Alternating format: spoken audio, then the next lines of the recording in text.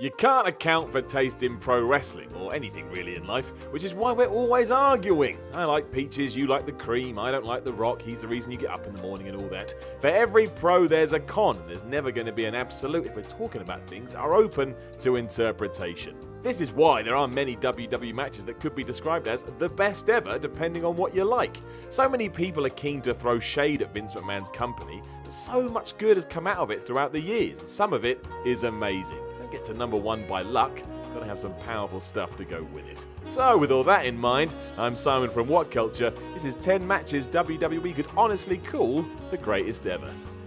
Number 10, the Dudleys vs Edge and Christian vs the Hardys. Happening at what may very well be the best WWE pay-per-view ever, WrestleMania 17, this car wreck of a match is also probably why a lot of careers were shorter than they would have been otherwise. Of course, without this, maybe the individuals involved would have never gotten to where they did, so it's a chicken and egg scenario. That aside, there's no two ways about it, this is fantastic even today. Taking the TLC stipulation to a level that would never really be topped, the aggression of the fight mixed with the atmosphere in the crowd is perfect, and some of the bumps still beg belief.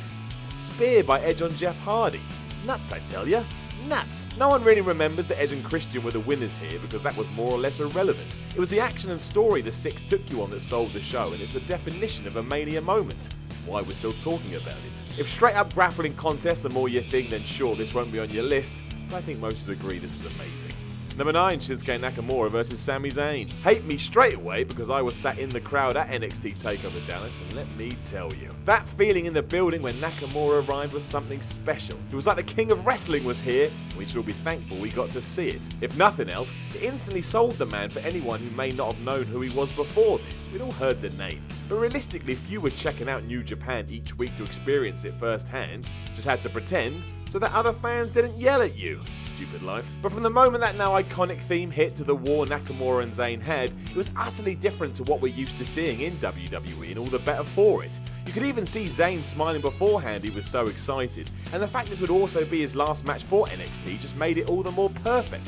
There were so many aspects that went into making this gold. Much like many matches here, it doesn't even matter that Nakamura won. Fans chanted fight forever for goodness sake. They were just pleased to see two masters prove themselves. Boy howdy, they did. Number 8, John Cena vs CM Punk. Happening at Money in the Bank 2011, this received 5 stars by the one and only Dave Meltzer, and I can see why. While the match itself was awesome, that wasn't what had captivated the audience in this feud. That was all down to real life merging with storytelling and having two awesome pro wrestlers who knew how to pull it off. The whole is he, isn't he of Punk leaving the company mixed with the quest to steal WWE's world title was just excellent. And the promos leading into this threw the idea of it all being a show out the window. Everyone involved seemed furious with each other, Vince McMahon working his magic like only he can. All of this stepped up a notch given that it was going to happen in Punk's hometown of Chicago, and that atmosphere will still give you goosebumps. I don't think one person that night wanted to see Cena win, and when he didn't, my word, it was Christmas come early. Punk sold it perfectly with a kiss, and the only real downside was how quickly he returned to TV. We didn't know that at the time.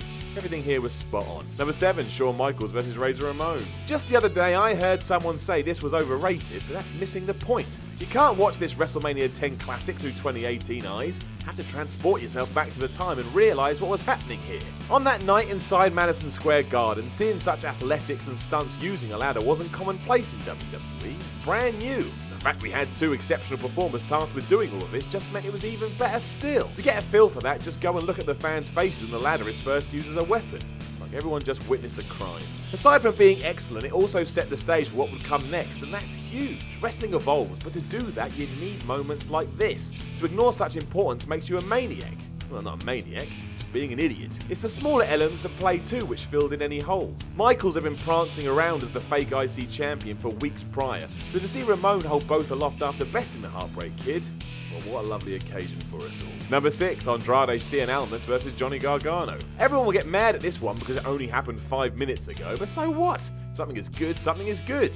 Was good. Another 5-star from the Melts, and the first in years for a WWE match. Gargano and Almas put on a clinic at TakeOver Philadelphia, using Gargano's superb power to be accepted as a babyface for all it's worth. Let's not take anything away from Almas either. His improvement over the last 12 months has been nothing short of excellent. He was the perfect heel to match Gargano's lovable ways. We also had the sub-feud between Zelina Vega and an observing Candice Del Rey, plus the ending where our old pal Ciampa turned up just to end the whole thing in tragedy. All the best things end that way. Go ask Shakespeare. Both men have set themselves up for big things going forward, and that shouldn't be overlooked. That's what amazing matches do. And this was amazing. Number 5, The Undertaker vs Shawn Michaels. Most of The Undertaker's streak sucked. This we know. It wasn't really his fault. He was fighting the Giant Gonzalez and King Kong Bundy at one stage. What do you want from the man? At Mania 25 though, he came up against Shawn Michaels, a dude he'd always had tremendous chemistry with.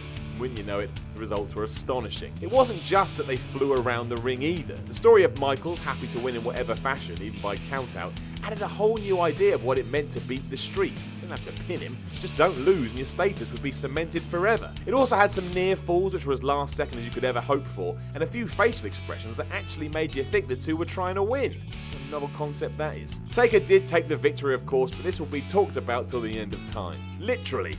500 years time, some idiot on the internet will be debating its relevance. So that's because it's incredible. Number 4, Bret Hart vs Owen Hart. Never forget this opened WrestleMania 10. Never forget that. This, curtain jerking, amazing. To add further shock to the fire, Owen Hart won of course, and the work rate shown here was ridiculous. So much so it wouldn't even look out of place today. Proving how vital both were, it was also part of Bret's rise to the top as someone had to fill in for Hogan, who had left. Given that he was hardworking and excellent, well it just made sense. A technical classic, Owen would keep looking for shortcuts, whereas Bret tried to play it straight down the line. When the younger brother got the surprise pin after a victory roll, you could hear the shock in the crowd. It helped to fuel the story about Owen's bitterness towards his big bro, while also telling everyone, even if they didn't want to listen, that the Harts were ridiculously good wrestlers. Number 3, Sasha Banks vs Bayley. How things have changed. Let's not get into that. If we transport ourselves back to NXT TakeOver Brooklyn, you will remember that the match between Banks and Bayley for the women's title was brilliant. Making you question even more so why Banks isn't a heel on the main roster, each character's roles here were defined perfectly. At the time you couldn't help but root for Bayley. It's like your best mate making it to the big time. It also made sense, something we're not used to. Banks as the asshole was aggressive to a fault, so desperate to inflict pain on her rival that she took it too far, allowing the hugger to make her way back into the fight. It allowed the contest to have emotion, and when you have that, nothing else matters. Not blood, not swearing, not violence. If you care, you'll go along for the ride regardless. Seeing the finish come when Bayley did indeed hurl her wrist tape to the floor and crack Banks with a Bayley to belly, the crowd counted in unison as she finally won the big one. The reaction was uncanny and everyone knew what they'd just seen. A true classic. Number 2, The Undertaker vs Shawn Michaels. Again, my personal favourite match between the two, the first ever Hell in a Cell contest at Bad Blood 97 is wonderful. For starters, it had Shawn and Taker, and as we already know, they just clicked with each other. Then there was the debuting Cell, which looked terrifying at the time and like it could kill someone, plus we got the arrival of Kane. It's hard to think how you could fit any more in. The psychology here, mostly as it was still the late 90s, is also nothing like we'd get today. Because Taker was flipping dead, HBK was freaked out by the guy, so did whatever he could to get away.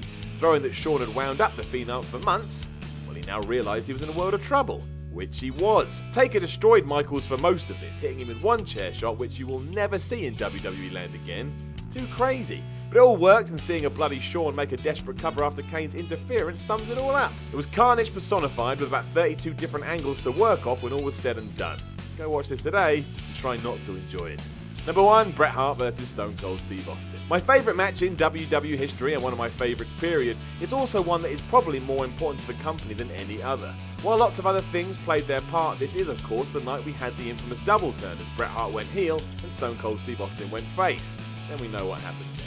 It was everything leading into this that helped too. Hart and Austin had already been at it for months, and the slow build just tied into every aspect. Bret's frustration with the company, McMahon coming forward as the owner, and Austin as a guy who was getting fed up with all the nonsense.